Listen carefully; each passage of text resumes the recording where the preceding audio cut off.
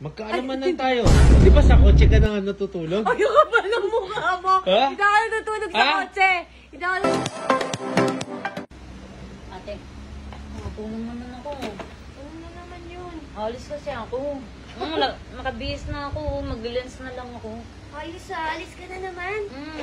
Oh, anong gagawin natin ngayon? Araw-araw ka na umaalis. Sabi naman sa araw-araw, biro lang. Gabi-gabi lang, araw-araw. Uwi ka, tutulog. Tapos magbibihis. Oh, saan ka nga pupunta ngayon? Diyan lang, may bagong kasing opening na club dito sa QC, yung Hype. Oh. Alam mo, hindi ka papayagan ng kuya mo. Ate, sayang naman dun. Madaming pogi dun, ate. Madami nga. Kaya nga lumalapit ako sa'yo, ate. Kasi kung nalang chance ko, paano na kayo sabihin mo? Hindi, sabihin mo lang, magkakapila kami ng mga kaibigan ko. Tapos, email mo, hindi naman si kuya yung gigising, ikaw. Ate, kasi pag hindi ako umalis at hindi ko pumunta ng Hype, bagong open yun. Siyempre, pag bagong opening ng club. Mahuli ka, no?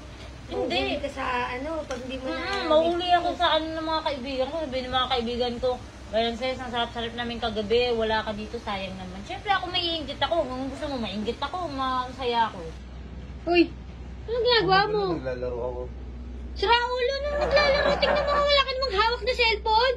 Mitik na ako. Naglalaro. Huwag ka magulo dyan. Huli ka muna dito. Ano? Dito mamimitik ka. Narinig ko, magpapaalam yung kapatid ko. Oo. Huwag mo payagan. Hindi mo payagan. Payagan mo na. Payagan mo si Princess. Bigyan mo na din ng pera. Sa'yo nagpaalam akong bibili ng pera? Siyempre. Kasi kawawa naman. Wala siyang panggastos doon. Paano siya uuwi? O, kinuha mo na nga yung sasakyan niya eh. O, bigyan mo ng pera. Payagan mo na. Kasi kung hindi, sige, tayo na naman ng ano. Ikaw, Ano sabi? ginagamit mo pa yung ate mo, ha? Hindi ko Ginagamit mo pa yung ate mo para lang makalabas ka. Hindi ko ginagamit. Gusto mo bang magpaalam mo kay ate? Isa naman nag-offer sa akin, okay lang. Gigising Bakit ko siya. hindi mo ako diretsuhin magpaalam ka sa akin? Kaya nagpaalam ko sa'yo, di naman ako papayagan eh. Oo nga, Kinukawa mo yun naman ako. pala, alam mo eh. Alis ka Kaya na. nga, edi sa ate na lang. Oy, Pambi. papayagan mo na siya. Bakit? Papayagan ka na niya. Sabi niya ate, alis na ako.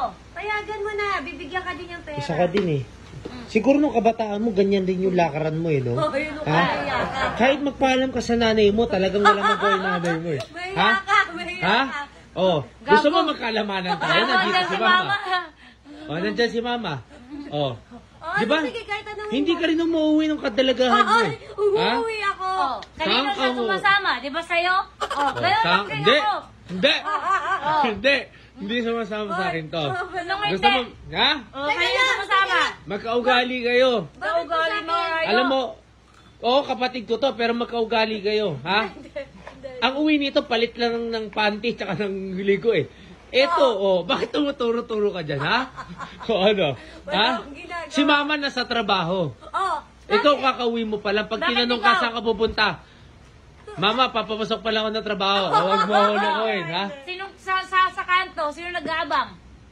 Hindi ko rin alam. Ha? Oh, mukha may dinadaan na kuya, alis na. oh, bigyan mo ng Ano? pera. Magkaalaman lang tayo.